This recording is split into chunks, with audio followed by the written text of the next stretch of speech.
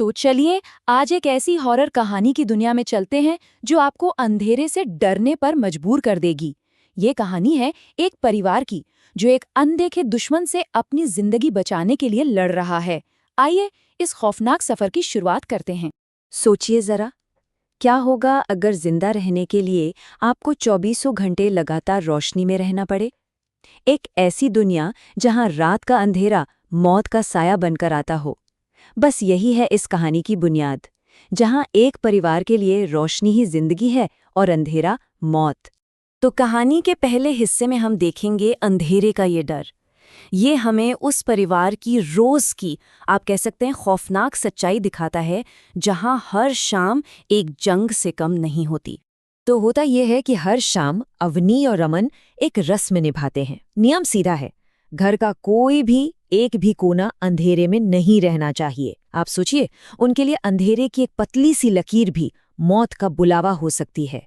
ये कोई शौक नहीं, ये उनकी रोज की मजबूरी है, जिंदा रहने की एक बहुत ही दर्दनाक शर्त। पर घर के अंदर ही एक बहुत बड़ा कॉन्फ्लिक्ट चल रहा है।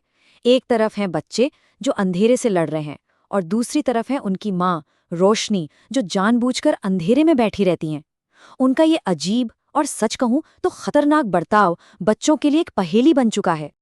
और यही अवनी एक ऐसी बात कहती है जो सब कुछ बदल देती है। ये बात कहानी में एक दर्दनाक मोड़ ले आती है। मतलब साफ है, ये सिर्फ डर की कहानी नहीं है, बल्कि एक ऐसे परिवार के गहरे जख्मों की कहानी है जो एक भयानक, बहुत ही भयानक हादसे से गुजरा है। और फिर वो होता है जिसका उन्हें डर था।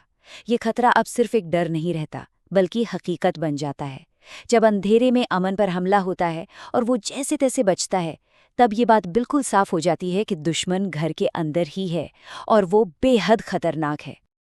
अब कहानी आती है दूसरे हिस्से पर, माँ का राज। इस हमले के बाद परिवार को ये समझ आ जाता है कि जवाब उनके अतीत में छिपा है। और अब कहानी एक ऐसे मोड़ पर है जहां माँ का राज ही उनके बचने का शायद एकमात्र रास्ता है। और यहीं पर खुलता है माँ का वो चौंकाने वाला राज जिसे उन्होंने सबसे छिपा कर रखा था। बात ये थी कि उन्हें एक दुर्लभ बीमारी थी, जिसकी वजह से वो एक सेफ हाउस में रहीं, एक ऐसी जगह जो पूरी तरह अंधेरे में डूबी हुई थी। और वहीं उनकी दोस्ती हुई जेनी नाम की एक लड़की से। अब हुआ ये कि रोशनी तो ठीक होकर वहां से चली गई, लेकिन जेनी को अकेला छोड़ आई और बाद में जेनी की मौत हो गई। यही वो कनेक्शन है जो उनके घर पर मंडरा रहे साइंस से जुड़ा है। ऐसा लगता है कि रोशनी अपनी दोस्त को उस अंधेरे में अकेला छोड़ आई थी और अब शायद वही दोस्त अपना बदला लेने लौट आई है। इसके बाद अवनी तहकीकात करने निकलती है और जब वो कब्रिस्तान जाकर जेनी की कब्रें देखती है तो उसके होश उड़ जाते हैं, क्योंकि जेनी का ताबूत खाली था। ये एक ऐसी खोज थी जिसने कहानी को और भी ज्यादा डरावना बना दिया। और अब आता है कहानी का सबसे बड़ा टर्निंग पॉइंट, पापा की डायरी। ये डायरी तब मिलती है जब उन्हें लगता है कि सारे रास्ते बंद हो गए हैं और इसी में इस पूरे रहस्य को सुलझाने की चाबी छिपी है।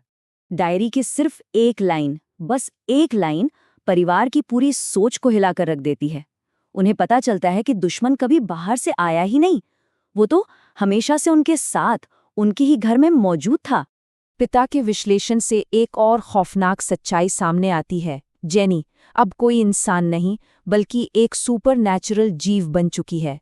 वैम्पायर जैसी, पर असली वैम्पायर नहीं। वो दिन में घर के ही किसी अंधेरे कोने में एक ताबूत जैसी जगह में छिप जाती है, और उसकी सबसे बड़ी चाल, वो हर रात अपनी छिपने की जगह बदलती है। इसी वजह से उसे पकड़ना लगभग नामुमकिन हो जाता है। लेकिन अच्छी बात ये थी कि उस डायरी में सिर्फ खतरा नहीं बताया गया था, बल्कि उससे बचने का रास्ता भी था। पिता ने उसे हमेशा के लिए खत्म करने की एक, आप कह सकते हैं, फूल प्रूफ योजना बनाई थी। और अब उसी योजना को अंजाम देने की जिम्मेदारी अवनी और अमन के कंधों पर आ गई थी। और अब कहानी पहुंचती है अपने फाइनल और सबसे रोमांचक पड़ाव पर, रोशनी का हमला। ये वो हिस्सा है जहां भाई बहन मिलकर उस जीव के खिलाफ उसी का खेल पलटने की तैयारी करते हैं। और उनकी स्ट्रैटेजी कमाल की थी। देखिए, रात के जीव को हराने के लिए उन्होंने दिन में ही अपनी रात बना ली। उन्होंने घर की सारी खिड़कियों को ढककर घना अंधेरा कर दिया, ताकि वो जेनी का शिकार तब कर सकें जब वो सबसे ज्यादा कमजोर होती है, यानी दिन के वक्त। तो अब शिकार शुरू होता है। घर में बनावटी अंधेरा है और दोनों के हाथ में यूवी टॉर्च। जब वो टॉर्च जलाते हैं तो पूरा घर जेनी के अनगिनत पैरों के निशानों से भरा पड़ा था। एक पल के लिए तो ऐसा लगा कि इस जाल में उसे खोजना नामुमकिन है, पर तभी उन्हें एक ऐसा सुराग मिला जिसने सब कुछ बदल दिया। अवनी की तेज नजर ने वो देख लिया जो छिपा हुआ था। कुछ निशान बाकी निशानों से ज्यादा गहरे थे, मतलब सबसे ताजा निशान ही सबसे गहरे थे। और बस यही वो पल था जिसने उन्हें शिकारी से सीधा उस जीव के ठिकाने तक पहुंचा दिया। और वो निशान उन्हें सीधा ले गए सीढ़ियों के नीचे रखे एक पुराने धूल भरे लकड़ी के बक्से तक। यही था जेनी का आज का ठिकाना। यही वो जगह थी जहां वो दिन के उजाले से छिपकर अपनी सबसे कमजोर हालत में थी। और फिर एक गहरी सांस के साथ अवनी ने उस बक्से को खोल दिया। जैसे ही खिड़की से पर्दा हटा और सूरज की तेज रोशनी उस खुले बक्से के अंदर गई, पूरे घर में जेनी की दिल दहला देने वाली चीखें गूंज उठीं। और बस कुछ ही सेकंड में रोशनी की ताकत ने उस अंधेरे के जीव को हमेशा के लिए जलाकर राख कर दिया। तो यहाँ कहानी तो खत्म हो जाती है, लेकिन अपने पीछे एक सवाल छोड़ जाती है। जेनी, जो रोशनी से डरती थी, जो सिर्फ दोस्ती के लिए तरस रही थी, क्या वो सच में एक शैतान थी, या फिर सिर्फ एक अकेली आत्मा जो अंधेरे में कहीं खो गई थी? ये सोचने वाली बात है।